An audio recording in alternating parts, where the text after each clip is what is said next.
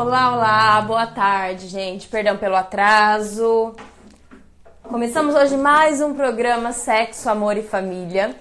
Hoje sobre um tema especial, um tema que tem atingido e causado muita ansiedade, gente, que tem sido o tema das fofocas dos grupos de família, dos grupos de amigos, dos grupos de dois só também.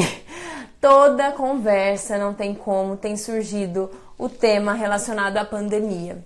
Bom, gente, já que isso está tão incrustado agora na nossa vida, né? Já que isso está tão presente, tão prevalente no nosso dia a dia, eu acho importante a gente ter uma visão e pensar um pouquinho sobre os impactos disso tudo que está acontecendo, né? Na saúde mental da nossa população, né? Na nossa própria saúde mental. Bom, pensando em época de pandemias, em épocas em que temos aí um contágio massivo, maçante, um contágio amplo contágio, fugiu a palavra aqui agora, da nossa população, é claro que isso muda com a rotina, muda com o dia a dia e com os pensamentos e comportamentos da nossa população.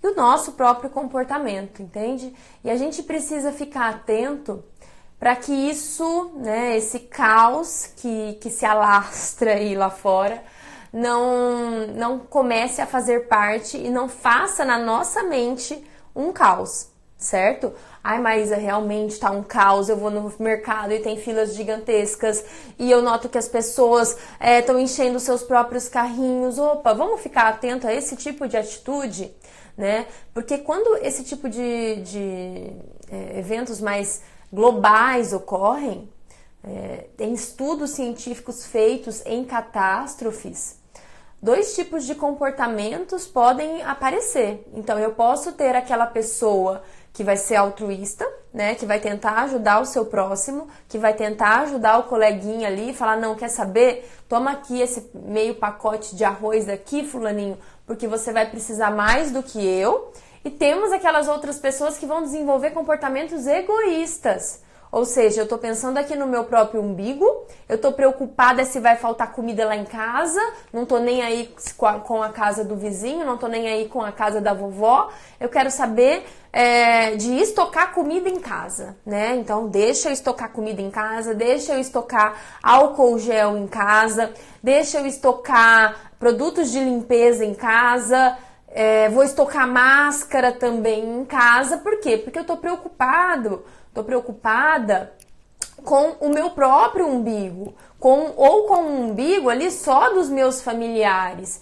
E, gente, vamos pensar, a coisa não é global, pandemia, né? Epidemia local. A epidemia, quando a gente usa o termo epidemia, só para vocês entenderem também a terminologia médica, né? Quando a gente utiliza o termo epidemia, eu posso falar, estamos tendo aqui uma epidemia e eu vou me referir a um país tropical, o Brasil, por exemplo, uma epidemia de dengue, certo? O que a gente vive é uma pandemia. Por que essa palavra pandemia? Porque pega o globo terrestre todo e tá pegando tudo que é país e não quer saber de fronteira, não quer saber se o clima é tropical, se o clima é temperado. Não. É o mundo inteiro. Então, por isso a gente chama de pandemia. E nada mais coerente, pensem aqui comigo, que em um momento em que estamos tendo um vírus que afeta a saúde global, nada mais coerente do que nós, enquanto seres humanos, também pensemos globalmente, certo? Pensar global, pensar no coletivo, pensar naquela senhorinha que na verdade está na fila sua lá do mercado, atrás de você, e que na verdade ela não tenha dinheiro para comprar um pacote de arroz, e você está preocupado em estocar. E na verdade esse tipo de comportamento, você vai me desculpar te informar isso, mas verdade seja dita, não tô aqui para passar a mão na cabecinha de ninguém, tô aqui para falar verdades. Então, esse tipo de comportamento egoísta só reflete um egoísmo que já vinha lá atrás. Então, não, Maísa, eu tô justificando que eu tô agindo dessa forma porque eu tô preocupado demais com a minha família, você vai me desculpar, mas aí na sua cabecinha já devia ter, e nas suas atitudes também, me arrisco a dizer que já havia comportamentos egoístas presentes no seu dia a dia, no teu trabalho, na tua família. Então você já vinha olhando muito pro próprio umbigo. E agora isso só se refletiu e só mudou o foco, foi pro corona, né? Então agora, como tem o corona, eu justifico esse meu comportamento egoísta de eu estoco toda a comida, eu compro todos os álcool gels e gels ou géis, não sei o plural. Enfim, eu penso só no meu próprio umbigo. Isso só reflete e só escancara um comportamento seu que já vinha de antes, tá? Então fique atento a isso, hoje eu passei por uma situação que me fez refletir também sobre isso, sobre esse tipo de comportamento que a gente assume em períodos como esse. Eu estava saindo do trabalho, estava saindo do consultório, e sempre lá no semáforo tem um rapaz que ele fica às vezes fazendo malabares, às vezes ele faz um outro tipo de arte lá, e eu assisto, e quando o meu coração, eu me sinto tocada, quando o meu coração assim fala, não, ajuda, eu ajudo, às vezes eu não tenho dinheiro, às vezes não dá, mas eu procuro ajudar essa pessoa, e às vezes tem outras pessoas lá, às vezes eu gosto de ajudar. E hoje, olha como a gente tem que estar atento a isso. Hoje essa pessoa estava lá fazendo arte, eu tinha moedinha. Ali no vão do meu carro eu tinha moeda para dar. Mas olha como a gente tem que estar atento, gente. Por isso que eu sempre me coloco aqui numa posição de quem... Opa, pera lá, eu também erro. Eu também tenho esse tipo de pensamento. Eu também, assim como vocês, tenho que estar atenta para não cometer deslizes, né? Para não fazer escolhas erradas. Eu também tenho que estar atenta, eu sou humana, correto? E aí, vamos continuar essa cena que eu tava contando pra vocês. Então, eu tava saindo do trabalho, tinha moedinha ali no meio e tinha o cara fazendo malabares. Sabe o que veio de pensamento? Que eu sou um pouco atenta a isso. Sabe o que veio de pensamento na hora, na minha cabeça? Veio assim... Eita, não, acho que eu não vou dar moedinha não, vai que ele me passa alguma coisa. Momentaneamente, rapidamente me veio esse pensamento, foi quando me gerou uma reflexão. E aí eu parei e pensei, peraí, não, Maísa, acorda pra vida, mas acorda. Olha esse tipo de pensamento. Eu não vou dar a moedinha porque pode ser que esse cara, com a mão dele, me passe um vírus. Gente... Pelo amor de Deus, a gente tem que hierarquizar as coisas. E rapidamente eu já consegui raciocinar e pensei, não, poxa vida, o cara tá aí, ele precisa muito mais do que eu dessas moedinhas, né? Provavelmente essas moedinhas que eu vou dar pra ele agora vão dar pra ele uma esperança muito maior do que, sei lá, eu ficar aqui com o vidro fechado, me protegendo, entendem?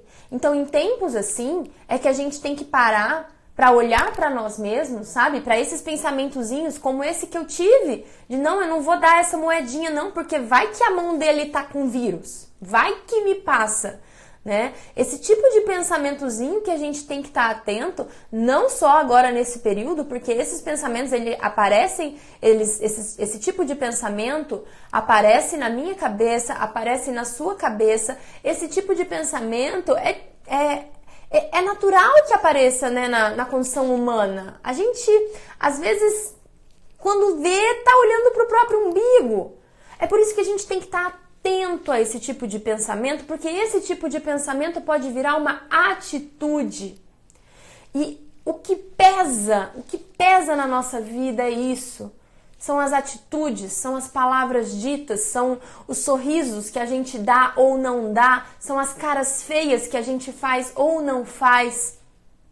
Percebem? Se a minha atitude tivesse correspondido a esse pensamento momentâneo que apareceu na minha cabecinha, provavelmente eu não teria dado a moeda lá pro cara que estava fazendo malabares. Eu teria agido de uma forma egoísta e pensado, não vou pegar vírus não.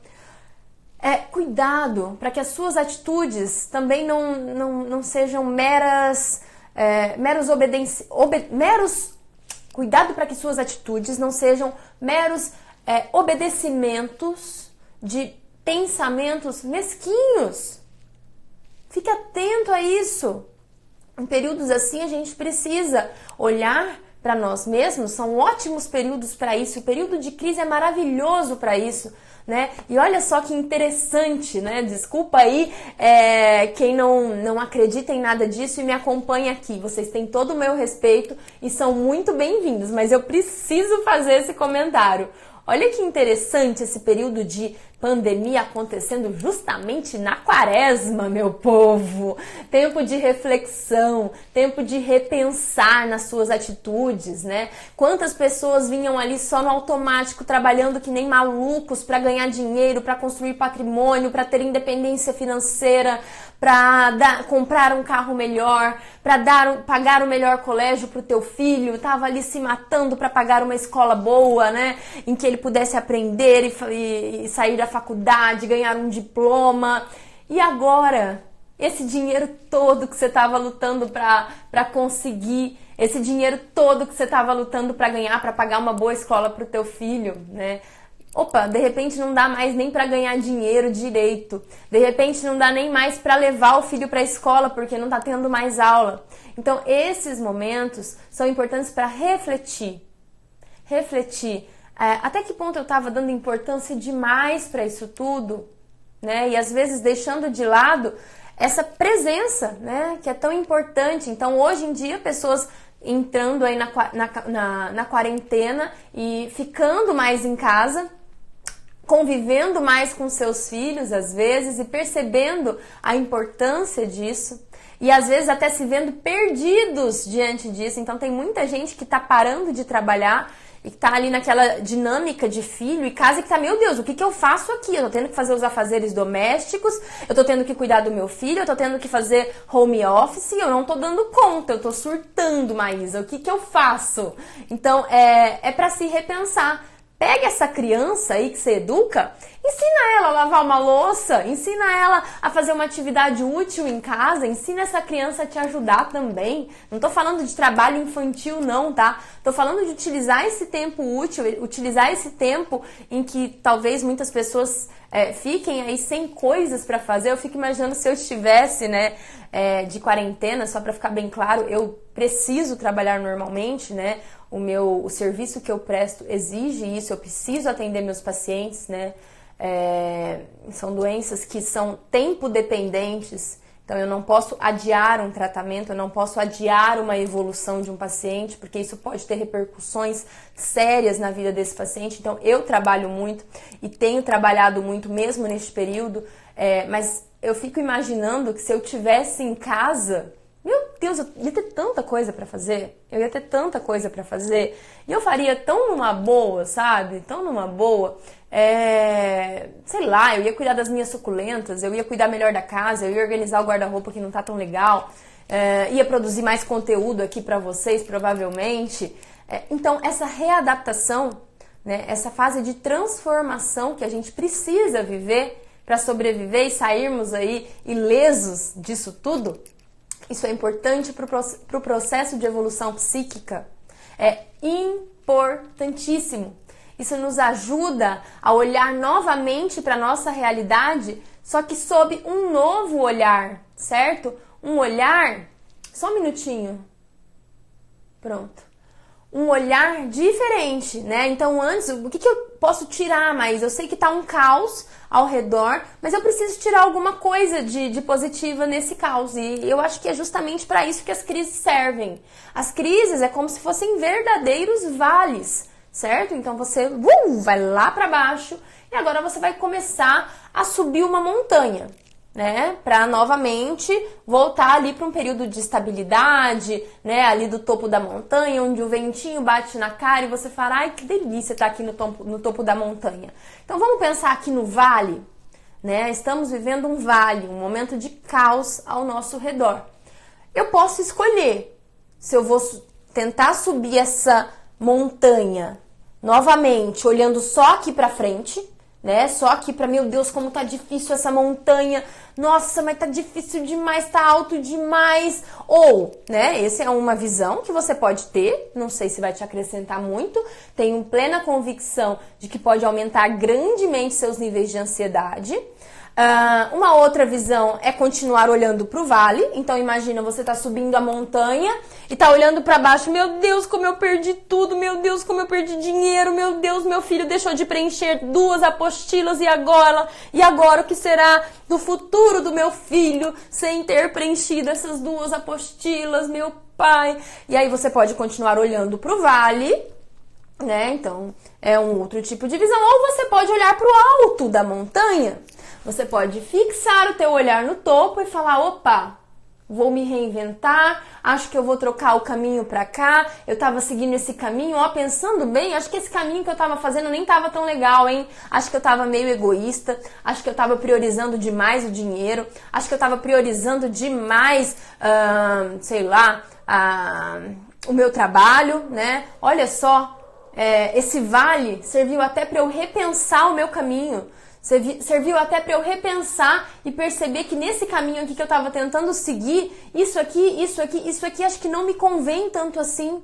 Eu consigo perceber que algumas coisas aqui neste caminho que eu vinha trilhando antes do vale não fazem mais sentido para mim, né? Que eu preciso valorizar mais a minha família, que eu preciso valorizar mais quem está ao meu lado, que eu preciso valorizar mais o vovozinho e a vovozinha, né, que agora tem um risco maior. Olha só, eu preciso valorizar mais o vozinho e a vozinha, que agora estão com um risco maior, né? O ideal seria que não precisasse disso tudo pra gente valorizar, né? Mas que a gente possa utilizar esse momento para valorizar o que de fato importa, né? E quem sabe, subindo essa montanha, optar por um caminho diferente que pode te trazer muito mais felicidade, né? Que pode te trazer muito mais paz, muito mais consistência. Tudo isso vai depender da forma como você olha para essa montanha, né? Se você tiver os seus olhos voltados para o alto, eu te garanto que a brisa lá em cima do vento vai ser muito mais gostosa, né? Agora, se você passar por isso tudo, olhando para o vale, fixado no quanto isso está sendo desastroso, fixado no quanto a subida de volta vai ser difícil, extenuante, é ansiedade na certa, é pânico na certa. E a gente sabe que pânico e medo são sensações, sentimentos e estados mentais que nos ajudam em nada, que não nos acrescentam, que não nos fazem evoluir, né? Então que a gente possa estar atento para, sim, eu tô vivendo esse momento de vale, eu vou ter que me reconstruir, eu vou ter que reconstruir minha forma de trabalho, eu vou ter que reconstruir a minha forma de vivência em família, e eu vou aproveitar esse momento para depois, quer saber, eu vou subir essa montanha mais devagar, eu vou subir essa montanha depois que passar esse vale com mais calma, com mais sabedoria, sabendo escolher, opa, isso é uma atitude que é pro bem, isso aqui é uma atitude egoísta, isso não me convém, certo? Então tenham este olhar de que a gente vai seguir subindo a montanha, né? Isso faz parte da vida. A gente vai conseguir depois subir essa montanha novamente, fiquem tranquilos. Só que isso vai depender do teu olhar para esta montanha, certo? Fiquem atentos. E fiquem tranquilos, acalmem o coração de vocês, tentem contemplar o que ainda há de belo no mundo. Gente, as coisas belas continuam aí. Eu posso ir ali um pouquinho depois e tô passando, olha lá, tô passando e vi o pôr do sol, olha que lindo o pôr do sol. Nossa, eu tô passando ali e vi um velhinho dando beijinho na senhorinha, olha que bonitinhos eles ali dando beijinho. Se você tiver esse olhar só pro vale, pro caos, você não vai conseguir contemplar nada disso que ainda é belo e que tá entre nós. Basta aguçar este olhar e não ficar tão fixado em jornal, notícia de WhatsApp, notícia de Instagrams que não são confiáveis, o que o vizinho tá falando, o que fulano tá falando. Para um pouco. Acalma, você já tem as informações necessárias. Agora tente continuar subindo a montanha ou andando aí por esse vale por enquanto, contemplando o que tem de belo ao redor, tá bom? É isso, gente. Um beijo a todos e até a próxima. Tchau, tchau.